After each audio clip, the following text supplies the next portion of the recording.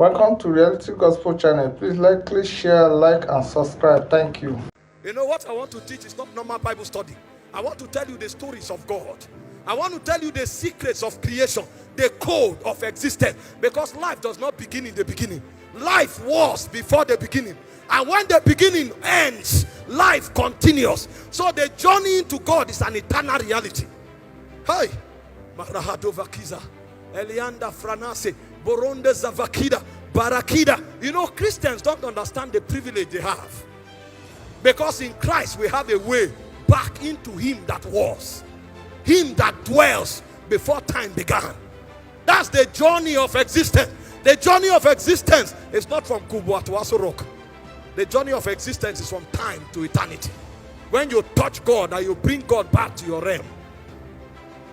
You know, Adam did not understand the significance of this journey that he was enjoying in Eden. Adam came to a point where he thought the value of life was in things. So he began to appreciate apples. He didn't know that when God opens up his oracles, everything that will ever be is contained there. So he began to look at things and he began to admire things. And a point came, he forgot. He forgot the journey that he was engaging on in Genesis 3 verse 8. He forgot that that was the foundation of all things. His ability to enter into God, to stay there, to look upon God, to download God and to communicate God. He forgot that that syllabus was the making process of Elohim, to bring him to a point where he becomes exactly like him in essence and in verity. All of a sudden, he began to desire other things, and suddenly the serpent came into the garden and he recognized the serpent. And the serpent told him, there is another way apart from the way of God. There's another channel you can achieve what you are laboring to achieve. There's another way of becoming like God. This route you are taking is too long. Come, let me show you another route. And introduced the code of rebellion into creation. And the man fell. When he fell, the garden was still there, but he had lost reality. Because it was not about the garden. It was about his intercourse with God. And the first thing that happened to him was that he was cast out of the garden. He no longer had the opportunity to look upon God. He no longer had the privilege to interact with God. He no longer had the powers to control and to regulate the garden because he had violated. A new government had been introduced that is contrary to the government of God. And when the angels showed up, the angels before that were his partners in dominion, they now showed up, and suddenly he saw a sword moving on every side. The sword was not there before, but all of a sudden a sword appeared because the journey into God had been stopped. And the man was cast from the garden. Since you desire other things, go and seek them. When you are done seeking them, you will discover that all things is vanity. Apart from Elohim, everything you have is vanity. Meanwhile, man will never understand this. Have you not noticed that when you have what you are looking for desperately, all of a sudden it loses value? The moment he enters your hand, it loses value. Because nothing has value until it is captured in God. If it is not captured in God, the verdict has already been passed. It said it is vanity upon vanity. All amounts to vanity. The only place you can look upon reality and continually admire it is in God. The man did not realize it. So he left God and he was on the journey of pursuit of things. So when he finds one, he loses value. He dumps it, he looks for another. When he finds it, he loses value. A point comes, what is this? He now discovered that path apart from God is the path of death. Every time God is no longer in view, you have taken the journey of death. And that is why nothing satisfies again. Because the essence of man was designed to be satisfied by the continual infilling of God. So when you are born again, he said, him that is born of God overcometh the world. When a man is born of God, he turns away from the journey of vanity. That part which is a departure from God, he turns away from it and he comes back to focus. He begins to seek Elohim again. He said, whoever is born of God overcometh the world. The word is the word cosmos. What it means is institution. It means government. It means administration. Every protocol that is set in place that provoked a departure from the presence. He said when you are born again, you begin to live above that protocol.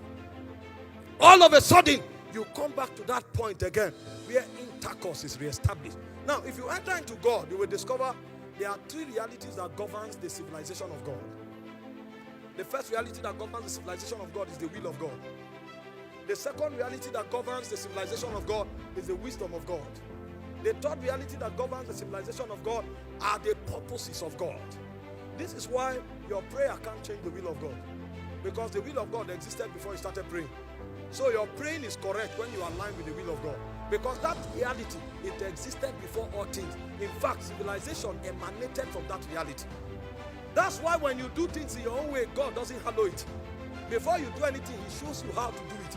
Because it's not just about doing it, it's about how it is done. It must be consistent with the wisdom of God for the blessings of God to come upon it.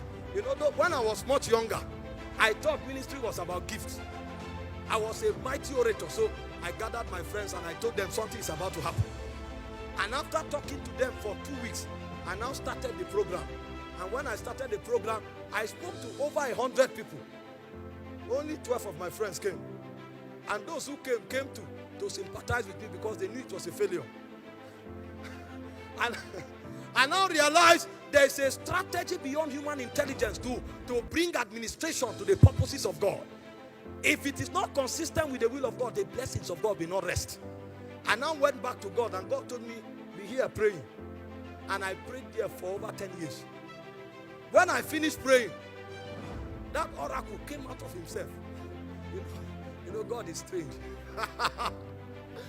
Have you contemplated for a second that before the beginning God was? Where was God? Before the spirit realm was created, where was God? That means God lived in himself. So God is the house of God and God is God. Now, attempt for a second to imagine God. You will see how futile your brain is.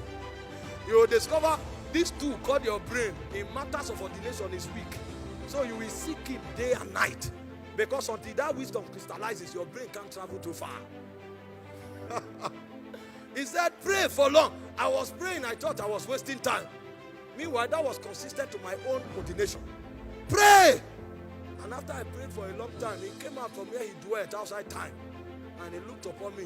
He gave me one instruction. And what happened to me in 3 months was superior to everything that would have happened in 10 years. I now discover the wisdom of God is superior to human's intelligence. So in the civilization of God, there's the wisdom of God. And in the civilization of God, there are the purposes of God.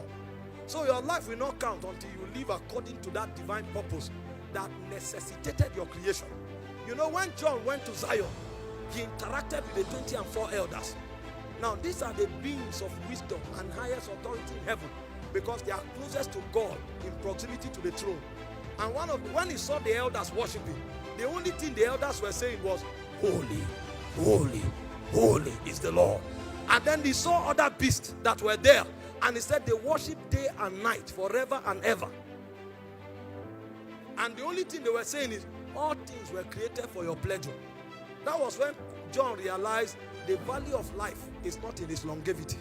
The value of life is in the degree that it gives pleasure to God, because all things were created for thy pleasure. So when you fulfill purpose, you give pleasure to God. That's why fulfilling purpose becomes an act of worship. But if you don't go to Zion, you won't find it, because that is not written anywhere in time. You may be on earth and you are laboring because you think the goal is to become something in time. If it is apart from God, it becomes a problem.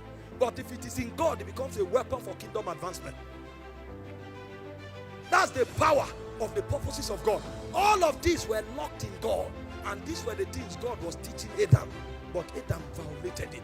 So when Adam departed, like Lucifer that fell from the throne of heaven, Adam also became oblivious in understanding of what the will of God is. Adam became depraved in wisdom, so much so that Adam went to cover himself with fig leaves. You can't please a spirit with vegetable. The only thing that pleases a spirit is blood. So when God came, He looked at Adam. Before now, everything you did was correct, because He named all the animals, and the name He called the animals was the name that was in the archive of heaven. Why all of a sudden you now take an action that is wrong? He had been cut off from the wisdom of God. So God had to come quickly and kill an animal and covered him with the skin of the animal, because if God doesn't see blood, He will kill you. But Adam had fallen from wisdom, and they taught him. Adam no longer understood purpose. The reason for his existence, he forgot it. And Adam began to struggle to survive. He now thought that life was about survival. Meanwhile, it was never written in the blueprint of Zion that life was about survival. Life was about pleasing God. The moment life becomes about survival, death has entered. Adam had departed from the purposes of God. The reason is because a new government had been established. So when John went back to Zion, there are few men that went to before the beginning. It was Moses that wrote Genesis chapter 1 and said, in the beginning, God. The second person that spoke about the beginning was John. He said, that which was from the beginning. They traveled very far outside time. And when John went and checked, he now came back and said, whoever is born of God. The sign that is born of God, the sign that the protocol of eternal life has been activated, is that he overcomes the world. He has the power over the administration of the world system. He has the power over the enticing implications that the devil litters upon the landscape. He overcomes the world. So a man who has not overcome the world have not learned the secret of existence.